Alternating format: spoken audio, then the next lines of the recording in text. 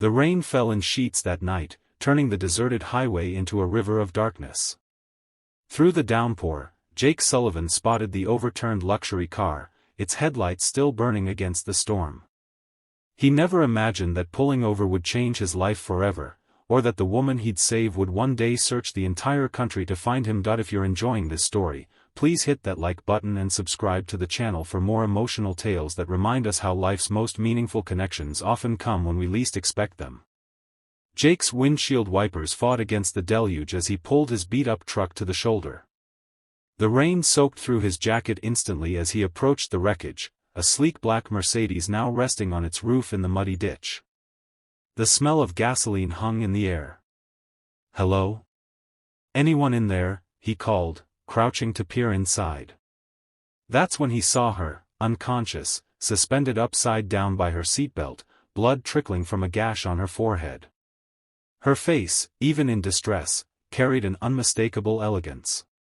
Designer clothes, perfectly manicured nails, this woman was from a different world than his. Jake didn't hesitate. With practiced hands, the same hands that had changed countless diapers and bandaged scraped knees, he carefully cut through her seatbelt, supporting her weight to prevent her from crashing onto the roof of the overturned car. The vehicle groaned ominously as he worked. "I've got you," he whispered, though she couldn't hear him. "You're going to be okay."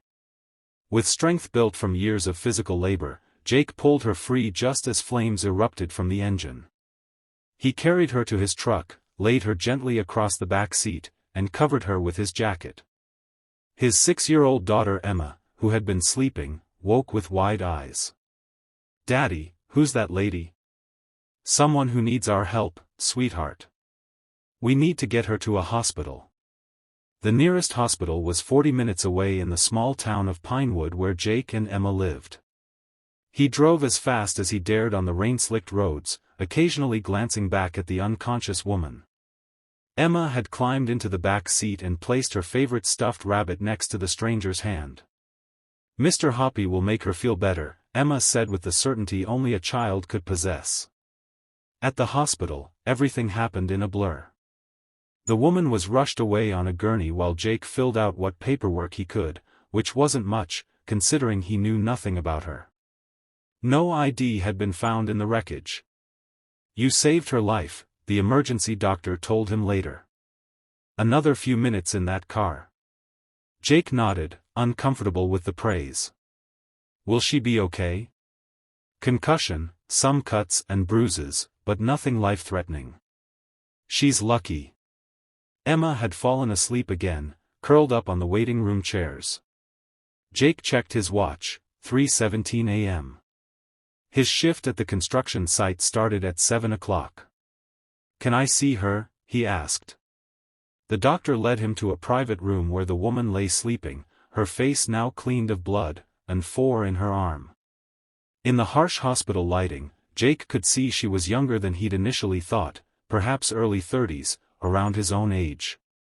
There was something striking about her, even in this vulnerable state. He placed a note on her bedside table with his phone number, in case she needed anything when she woke up. Then, gathering Emma in his arms, he left as quietly as he had arrived.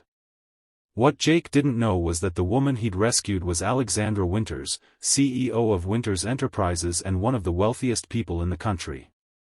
What Alexandra didn't know was that Jake Sullivan would disappear from her life as suddenly as he had entered it. Alexandra woke to unfamiliar surroundings and the steady beep of monitors. Her head throbbed, and fragments of memory flashed through her mind: the rain, the deer that had appeared suddenly on the road, the sickening sensation of her car rolling, and a man's voice, "I've got you." A nurse entered, smiling when she saw Alexandra was awake. "Good morning, Ms. Winters. You gave us quite a scare." "How did I get here?" Alexandra asked, her voice raspy. "A good Samaritan brought you in. Left this." The nurse handed her a crumpled note with a phone number scrawled on it. Alexandra stared at the paper. "Did he leave his name?" "Jake, I believe. Had his little girl with him." Over the next few days, as Alexandra recovered in the hospital, she learned more about her accident. Her assistant Marcus arrived from New York, bringing her a new phone and laptop so she could continue running her company remotely. "The board is concerned, of course," Marcus said, "but I've assured them you'll be back soon." Alexandra nodded absently, turning the note with Jake's number over in her hands. She'd tried calling twice, but it went straight to voicemail both times. "I need to find him," she said suddenly. "Find who?" "The man who saved me. I need to thank him properly." Marcus raised an eyebrow but knew better than to question Alexandra when she used that tone. "I'll see what I can find out." What they discovered was frustratingly little. Jake Sullivan, 34, single father to Emma, 6. Construction worker. Resident of Pinewood for the past 5 years. No social media presence, no criminal record, nothing remarkable, except for the fact that he had vanished the day after bringing Alexandra to the hospital. His landlord says he paid 3 months' rent in advance and left with his daughter, Marcus reported. No forwarding address. Alexandra frowned. That doesn't make sense. Why would he leave? But she had more pressing concerns. Her company was in the middle of a major acquisition, and the board was growing impatient with her absence. Against medical advice, she checked herself out of the hospital a week after the accident and returned to New York. Yet she couldn't forget the man who had saved her life only to disappear. In quiet moments, she found herself wondering about him. What kind of man rescues a stranger and then vanishes without seeking recognition or reward? What kind of father raises a child who would offer her stuffed animal to comfort an unconscious woman? The mystery of Jake Sullivan became a welcome distraction from the cutthroat world of corporate finance. Alexandra had built her fortune through strategic investments and an uncanny ability to predict market trends, but she'd sacrificed personal connections along the way. At 33, she had no family except for a distant cousin, no real friends outside of business associates, and a string of failed relationships with men who either wanted her money or couldn't handle her success. 6 months after the accident, Alexandra made a decision. She would find Jake Sullivan. Jake watched Emma chase fireflies in the twilight, her laughter echoing across their new backyard. The small house in rural Colorado was nothing like their apartment in Pinewood, but Emma seemed to be adjusting well. She had already made friends with the neighbors' children and was excited about starting first grade at her new school. He hadn't wanted to leave Pinewood. It had been their home since Emma was a baby, after Sarah died. But the moment he'd recognized Alexandra Winters in that hospital bed, he knew they had to go. Jake had worked on the construction of one of her company's buildings 2 years earlier. He remembered seeing her picture in the newspaper, remembered the foreman pointing her out during a site visit. "That's Alexandra Winters, boys. Worth more money than all of us combined will ever see." He knew what happened when worlds like hers and his collided. The rich stayed rich, the poor stayed poor, and people like him became footnotes in someone else's story, or worse, charity cases. He wouldn't put Emma through that. So he'd used their emergency savings, packed up their belongings, and driven west. He'd found work easily enough, good carpenters were always in demand, and Emma had adapted with the resilience of childhood. Still, sometimes at night, he found himself thinking about the woman in the car. He hoped she was okay. "Daddy, look!" Emma called, her hands cupped around a glowing firefly. "I caught one." Jake smiled and joined her in the yard, pushing thoughts of Alexandra Winters from his mind. Alexandra's search began methodically. She hired private investigators, offered rewards for information, and even visited Pinewood herself, walking the streets Jake had walked, talking to people who had known him. "Quiet guy," said the bartender at the local pub. "Came in sometimes on Fridays for a beer after work. Good father, always talking about his little girl. He was the best carpenter on my crew," his former foreman told her. "Showed up early, stayed late if needed. Never complained." "Emma was such a sweet child," Emma's kindergarten teacher said wistfully. "Always sharing with the other children. Jake raised her well, especially considering." "Considering what?" Alexandra pressed. Well, her mother died during childbirth. Jake's been raising her alone since day one. This information hit Alexandra hard. She tried to imagine the strength it would take to raise a child alone while working construction jobs. She thought of her own privileged upbringing, the private schools and tutors, the trust fund that had given her the freedom to take risks in business. The more she learned about Jake Sullivan, the more determined she became to find him. It wasn't just about thanking him anymore, it was about understanding him. Her search expanded. She used her company's resources, connections, and considerable financial power. Months passed. The acquisition that had seemed so important was completed successfully, but Alexandra found herself increasingly distracted by thoughts of the man who had pulled her from the wreckage and then disappeared. "You're obsessed," Marcus told her bluntly one evening as they reviewed potential leads in her penthouse office. "I prefer," determined, Alexandra replied, not looking up from her laptop. "It's been almost a year. Maybe he doesn't want to be found." Alexandra finally met his gaze. Why wouldn't he want recognition for what he did? Anyone else would have gone to the media, asked for a reward. "Maybe that's exactly why you can't stop thinking about him," Marcus suggested gently. "Because he's the one person who wanted nothing from you." The words stung because they contained truth. Alexandra's wealth had always created a barrier between her and others. People approached her with agendas, with needs and wants and expectations. Jake had saved her life and asked for nothing in return, had, in fact, gone to considerable lengths to ensure she couldn't give him anything. It was maddening. And fascinating. The breakthrough came unexpectedly, through a children's drawing contest. Emma, now 7, had entered a national competition sponsored by a children's book publisher. Her drawing, a man carrying a woman through the rain while a little girl watched from a truck, won first prize in her age category. When asked about her inspiration, Emma had innocently told the truth: "It's when my daddy saved the lady in the car before we moved." The story, complete with Emma's name and the small Colorado town where they now lived, was published in the company's newsletter. One of Alexandra's employees, whose daughter had also entered the contest, made the connection and brought it to her attention.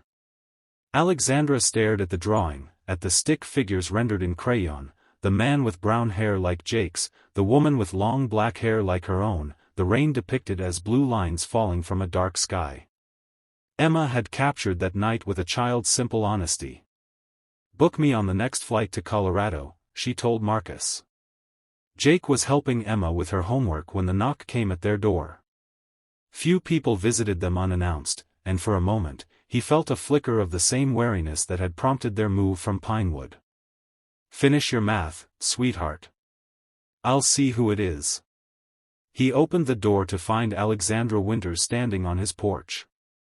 She looked different from the unconscious woman he'd pulled from the wreckage, more polished in her tailored coat, her dark hair falling in perfect waves around her shoulders.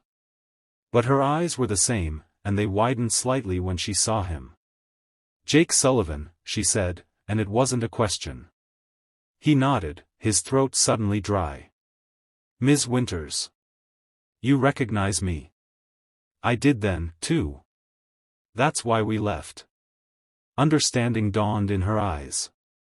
"You knew who I was at the hospital. I'd seen your picture. Worked construction on one of your buildings once." They stood in silence for a moment, the weight of the year's search hanging between them. "Daddy, who is it?" Emma called from inside. Alexandra's expression softened at the sound of the child's voice. "I saw her drawing. That's how I found you." Jake sighed, then stepped back from the doorway. "You'd better come in."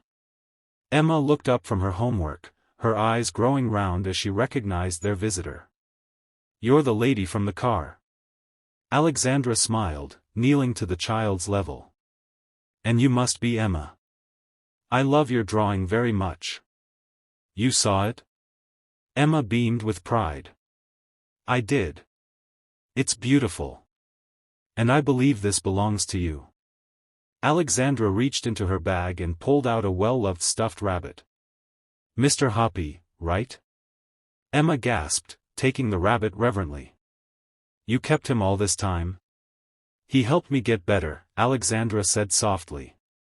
"But I thought he probably missed you." Jake watched this exchange with mixed emotions. He'd never told Emma that she'd left her favorite toy with the woman they'd rescued.